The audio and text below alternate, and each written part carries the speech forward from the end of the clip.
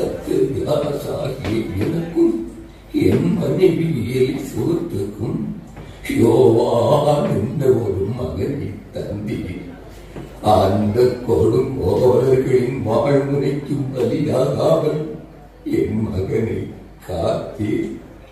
கோடி நன்றி இறைவா, கோடி நன்றி இறைவா.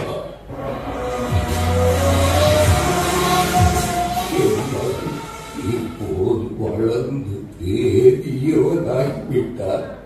அவன் உமக்கும் மானுட வர்க்கத்திற்கும் பணிபுரிய அவனையே உமக்கு அர்ப்பணித்து விட்டார். நன்றி இறைவா, நன்றி.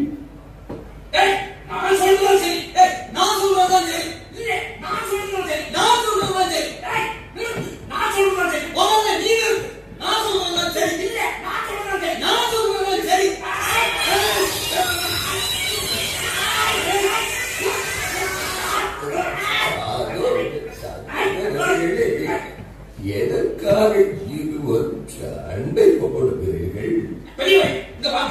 நீங்களே ஒரு நியாயத்தை சொல்லு. இவன் சொல்றான் பெண்கள் எல்லாம் மீசம் வச்ச ஆண்கள், ஆண்கள் எல்லாம் பெண்களுக்கு அடிமை சொல்றான். ஐயா, இவன் சொல்றான் ஆண்கள் எல்லாம் மீசம் வச்ச பெண்கள், பெண்கள் எல்லாம் ஆண்களுக்கு அடிமைகளா? ஏன் வீட்டுல ஏன் பொண்டாட்டி நான் சொல்றேன் கேட்பான். நான் இருன்னு சொன்னா இருப்பான், போன்னு சொன்னா போவான், வான்னா வருவான். அப்போ அவன் எனக்கு அடிமை தானே? ஐயா, என் வீட்டுல சமயம் முதல் சட்டி போல கழுவுறது வரைக்கும் நான் தான் செய்கிறேன். என் பொண்டாட்டியோட துணிமணி எல்லாம் நான் தான் துவைச்சு கொடுக்கிறேன். இல்லைன்னா என் பொண்டாட்டி என்ன அடிச்சே கொல்லுவான். அப்படின்னா பெண்ணுக்கு ஆண்டாலே அடிமை இல்ல, ஆணுக்கு பெண்ண அடிமை இல்ல, பெண்ணுக்கு ஆண்டா அடிமை, ஆணுக்கு பெண்ண அடிமை, பெண்ணுக்கு ஆண்டா அடிமை. சகோதரர்களே, நிறுத்துங்கள் உங்கள் சண்டை. இறைவன் படைப்பில் ஆளும் கொண்டும் சாபம் என்பதை மறந்து விடாதீர்கள். அப்படின்னா ஆதாமுடைய விதாயிலிருந்து இருந்துதானே பெண்ணை கடவுள் படைத்தாரா சொல்கிறார்கள். அப்போ பெண்கள் எல்லாம் ஆண்களுடைய விதா எலும்புதானே? நிறுத்தலாம். விதா எலும்பு இல்லாதவன் ஆதாம மண்ணால வளர்ச்சிருக்கான், பெண்ணை விதா எலும்பால வளர்ச்சிருக்கான். அப்போ ஆண்கள் எல்லாம் வெறும் மண்ணு. நிறுத்தலாம். அப்ப வாய ஆதாரத்தை கடவுள் முதல்ல படைச்சார். பிறகு அவனுக்கு துணையாகத்தான் இந்த ஏவாளை படைச்சார். அதனால பெரியவனை நான் என்ன சொல்றேன்னா, ஆணுக்கு பெண் அடிமை. ஆதாம முதல்ல படைச்சிருந்தாலும் ஆதாமுக்கு அறிவு கிடையாது.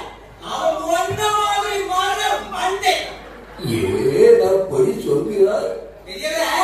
அந்த பாம்பு கொடுத்த பழத்தை ஏவா வாங்கி ஆதாமுக்கு கொடுத்த உடனே அதை அப்படியே வாங்கி சாப்பிட்டா இந்த ஆழம். அப்படின்னா இப்ப என்ன பெரியவன் அவனுக்கு அடிமை. பாம்பு கொடுத்த பழத்தை பேராசையால முதல்ல வாங்கி சாப்பிட்டது யாரு? யாரு? ஏவன். அப்போ அவனுக்கு தான் அறிவு கிடையாது. அதனால ஆணுக்கு பெண் அடிமை. ஒரு பொண்ணு ஒரு ஆணை ஏமாத்தி இருக்காங்கன்னா ஆணுக்கு அறிவு இல்லைன்னா அர்த்தம். பொண்ணுக்கு தான் அறிவு அதிகம். அப்படின்னா பொண்ணுக்கு ஆண் தான் அடிமை. இல்ல, ஆணுக்கு பெண் அடிமை. இல்ல இல்ல இல்ல, பெண்ணுக்கு ஆண் தான் அடிமை. பெண் அடிமை, ஆண் தான் அடிமை. பெண் ஆண், பெண் ஆண், பெண் ஆண், பெண் நிறுத்துகிறார். கடவுள் ஆணுக்கு துணையா ஒன்னையோ பொண்ணுக்கு துணையா ஆணையும் படைச்சிருக்கார். அதனால ஆணும் பொண்ணும் சமந்தான். ஒழுங்கா வீடு போய் சேருங்க. வரட்டு பசங்க, நான் வந்து